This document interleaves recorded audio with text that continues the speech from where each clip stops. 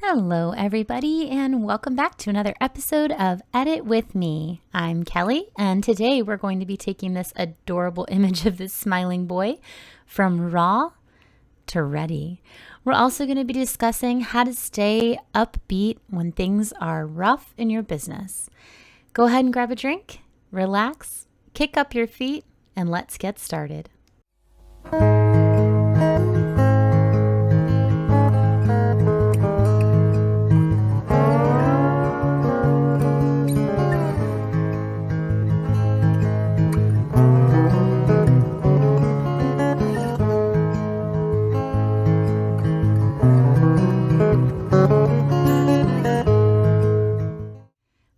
Welcome back, everybody. If you are new here, thank you for clicking on this video. I hope that you find something helpful for you today. If you are a returning friend, welcome back, and I'm so glad to have your support. Today we are going to be working on this sweet boy's image. I'm so excited to edit this one with you because I'm going to show you how I do my eyes and how to bring light and depth and brightness into this image. We're also going to be discussing how to keep encouraged when things are not going exactly your plan in your business. So I hope this is helpful. I hope you're having a wonderful day already. If not, take a big breath. This is your next 15-20 minutes to just relax, enjoy, unplug, and give yourself a little break. So let's get started. Before I talk about our topic for today, I am going to be explaining what we're going to do with this image. And I want you to take a few minutes and develop your eye. I do this with a lot of my videos, and I find that it really helps before you decide what you want to do with an image. I find that studying it and pinpointing the first 3 things that you want to change, I find that that helps take away that quote unquote blank page fear or anxiety that we get a lot of times when we're editing. So I want you to look at this image. What are the 3 things immediately that jump out to you that you would change? For me, I see he's got a little scrape on his eye. That's very obvious right here. I really want to play up those eyes, and everything is very blue in this image. I want to change that. I was shooting in Kelvin, and I want to add some warmth and vibrancy into this image. So I'm going to be changing those 3 things. For you, it may be different. And that's what I love about photography is it gives each of us our own voice, our own creation in the world. So if I do things differently than you would do them, that's okay, right? That's perfectly okay. There is room in this world for all of us. So I am going to get started here. I believe I probably will use a preset today just because it really does slow or smooth out my workflow. So I'm going to come in here, and if you've been with me for any amount of time, you know that I really love the Wandering Tribe. I'm very partial to their nomadic collection. And last episode, we went through and talked about how to select a preset. If you have not seen that episode, I'll link it here up in the corner. But there's some really good information in there on how to select a preset. And I already know, I think, where I want to go with this edit. So I'm actually going to do my own touch. It's number 12 with Kelly Touch. I am very partial to number 12 for whatever reason. I don't know why that is. Every time I just keep going back to it. So we're going to start off there. Okay, now I'm going to come down here, and since that is my, with Kelly Touch, all of my mask changes are already done for me. But if you're editing along and, want to do that, I always start at the bottom of my panels and I work my way up. There's no rhyme or reason for that, just what I'm comfortable doing. So I'm going to come up here and I'm going to mess with white balance. Now, I don't know if I've discussed this before, and if you are an advanced editor, sorry for this, but a lot of people don't know this. If you click on the eyedropper on Lightroom, it gives you a little crosshatch, and then it gives you a color sample. One of the ways, if you are still unsure about your white balance, one of the ways that you can set it is you can take this little crosshatch and you click on either a white or a light gray, like a gray card. That's why a lot of photographers use that. You click on a white or a light gray place in the image, and it will automatically adjust its white balance for you. Now, I never do that. and I'll explain why, but I'm going to show you what that would look like. So let's find a white area. This part of his shirt was white. It looks blue here because of the color balance being off, but it was supposed to be white. So I'm going to click there. Now, look at what that did, okay? I'm going to show you my end edit. This is why I don't auto white balance, okay? Yes, it did make that white very, very white, but everything around it gives like an orangey hue. And if you look over here, it set my white balance to 17,000 Kelvin. That is obviously not what we want. That is way too warm. So that's why I don't rely on that, okay? I'm going to undo that.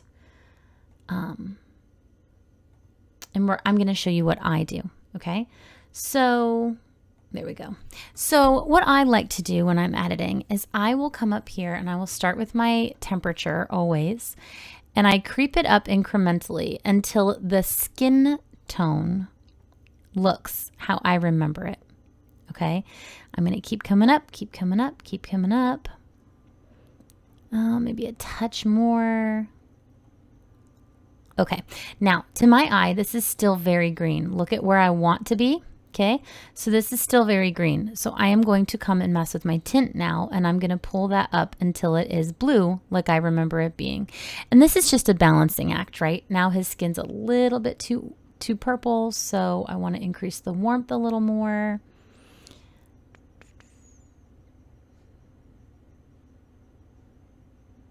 Okay, there we go. Now, you know what? I'm going to actually decrease a little bit more. Oh, there we go. That is looking better. All right, that's looking better. Now, I am going to come down here and I am going to increase my texture a little bit more. Decrease my clarity slightly, and I'm going to dehaze him a little to get a little pop. Okay. Now, I'm going to come and mess with this color mixer thing. And as I'm doing this, I want to kind of jump into your brain and ask you to take note of how things are really going in your business. What is a struggle you've had in the last week? You don't have to share with me, obviously, but just think about it. What's a struggle that you've had in the last week? Did you feel lonely? Did you feel left out? Are you not booking as much as you thought you were going to? Are you a little worried about, getting clients back in? We all have those low points in our business, right? We all do. And today we're going to talk about some techniques that you can use to pull yourself out of a rut, or if your business isn't going exactly how you want it to go. We are going to talk about some ways to pull yourself up out of that, okay? So I want you to close your eyes with me for a minute. Don't worry, I won't do anything tricky while you're gone. I want you to close your eyes with me for a minute, and I want you to visualize your dream of what your business looks like in a year, okay? I know it seems silly, but just trust me. What does it look like in a year? Do you have a ton of clients? Do you have less clients, but are you making more money? Seriously, think about how, if you could fix your business, think about how the changes that you would make. See it. Is that you booking 1 million clients? Is that you starting a mentor group? What are the things that you long to do? Okay, open your eyes. Where you are now is the beginning of your path to where you want to be. And I'm not going to sit here and tell you platitudes. I'm going to tell you something that actually works, okay? You are in a place of a valley, whatever that valley may be. And maybe you're not. And if you're not, that's wonderful. But you will be, and this will still be helpful. We do not get to appreciate the mountaintop unless we spend time in the valley. If our entire business was rosy and wonderful and people always raved about how awesome we were and clients were amazing and always paid on time and you had exactly the right amount of clients that you needed to pay your bills and have extra, you would never appreciate it as much as when we go without, right? So if you come at a tough patch in your business from that place, it's going to make things so much easier for you in the long run. Now, I'm going to pause there. I've opened this up in Photoshop. I'm going to do a little bit of surgery here. He's got a little discoloration of those baby teeth. I'm going to remove his scratches. A little note on how I retouch. I will only change things that are not normally on a client. So I don't remove wrinkles or anything like that. But if a client shows up with acne or a scratch or a bruise, I will go in and I will remove that. But I usually do not completely contour or change my clients' faces as far as retouching goes. So I'm going to come in here with my spot heal tool and see if that works. Oh, it works perfectly. Yes. All right. And so those two little baby scratches are gone. I'm going to come in here and see if I can spot heal his discoloration on his teeth. I might have to clone there. Oh, that's working actually really well. Sometimes it works and sometimes it doesn't. Okay. Perfect. All right. So I am going to run my universal prep on this. And for those of you that are new, that's just portraiture and a little bit of sharpening. And while that's working, I am going to go back to the struggles that you're facing in your business are only temporary. Okay. And oftentimes, we tend to fixate on something that's temporary. We tend to let it roll out in our minds to, oh my gosh, I'm always going to be slow, or people are always going to be disappointed in me, or I'm always going to be too busy. And we tend to fixate, instead of on the solution, we tend to fixate on the problem itself. And we tend to blow it up in our minds like there's no way out of it. It's going to stay that way forever unless you do something, okay? In this business, it's cyclical.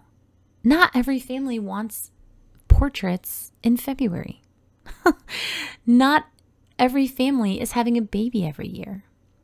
There are ebbs and flows to our business, and that's just the nature of capturing other people's memories, right? Our business is contingent on those memories being made. So there are little changes you can make, like work on your writing, work on social media. And I don't mean post more. That's what everybody says. I mean, post intentionally. Write how you want to reach those people. Okay, now you see that smoothed a lot of his skin. I want to bring back a lot of texture in his skin still. So I'm going to come in here and I'm going to click my Smart Sharpen and we're going to work on his face a little bit and then we'll talk about his eyes. So I want you to think about whatever problem you're having right now, wherever you are discouraged. Tell yourself these two things. This is a temporary set of circumstances. I am not in control of what happens, but I am in control of how I respond to what happens. Okay? When something happens to you, if you are slow in your business for no apparent reason, right? Obviously, if you do something and make people really upset, then you can control that. But if there's a weird lull in your business, or you're having an editing funk, or you're worried about raising your prices or something like that, you cannot control what happens, but you can control your response to it. So are you going to sit and complain and whine about, oh, I just don't get it, everything's so slow? Or are you going to say, hey, I'm slow. Whoa. I'm slow right now, but guess what? That's a blessing because I can finally get my blogs up, right? It's all in a matter of perspective. Okay, so just for those of you that are following along with the editing instead of the conversation, I am using an action here called Sharpen Eyes. It's by Sujata Setia, and I think it's in her But Natural Photoshop package. And this is a very intense action. It's beautiful for what it does, but I like to use it very low I use it about 20 to 30%. And I'm just going to come in here and paint on his eyes. And what it does is it brightens it and it sharpens. It adds a little bit of contrast as well. So you have to be really careful here that we're still going for a very realistic thing. Okay. I am going to zoom in to show you what that does. And I'm actually going to flatten that, and I'm going to come in just a little bit more with my Smart Sharpen here. And I want to sharpen up his eyelashes a little bit more. That's kind of a trick that I do to make eyes look really believable and not like you performed surgery on them. I go in and I sharpen their eyelashes, and that gives them the eyes actually even a little bit of extra pop. And I'll show you what I mean when I zoom out. See? Super natural, super believable. Okay. I think this might be done and dusted, guys. I'm going to save that, bring it back in a Lightroom, and I'm going to see if there's anything else I need to fix. But back to the tough part, right? What are you going to have a perspective about? Are you going to have a perspective of problem solving? Or are you going to have a perspective of wallowing? When I was teaching, I taught kindergarten for years and years. When I was teaching, I had a mentor teacher, and she always used to say to me, we're all pigs in mud. Some of us wallow and roll about in the mud, and some of us learn that the trough is outside. And it sounded so silly. She was very Southern and very dear to me. But once I started thinking about that, I realized, especially in teaching, it's a very toxic environment. Teachers love to complain about how much work they have. It's just a thing. And her words really rang true for me. A lot of those pigs in mud are just wallowing, complaining about how much work they have instead of realizing that they can get themselves out of it and go to the feeding trough, right? Sorry, I'm just looking for our before. There it is. And it's true. You can have you can have a perspective of let's fix this, or you can have a perspective of oh my gosh, oh my gosh, oh my gosh, oh my gosh, right? Okay, so here's our before. Here's our after. Huge change, right? But we just made such little tiny changes. All right, so give you one more look. Here's the before, and here's the after. Really cool, right? All right, I'm going to increase the texture a little bit, increase the sharpening just a little bit more. And I'm going to actually add a little bit of vignetting here so his eyes pop even more. Okay. All right, I'm going to call that completely done. Thank you so much for hanging out with me. I challenge you this week not to be a pig in the mud, but figure out how to get yourself out to that trough. It might just be a perception shift. It might just be a change in your thinking. It might just be the way that you talk to yourself in your inner dialogue. Whatever the case is, my friend, know this. You are loved. You are worthy. You are so valuable. And the world needs your lens. If you're enjoying yourself, I've got lots of videos. Go ahead and click on another one and spend some more time with me. If you have to rush off and do your day, fine too. I hope you have a wonderful week, and I'll see you again next time. Bye.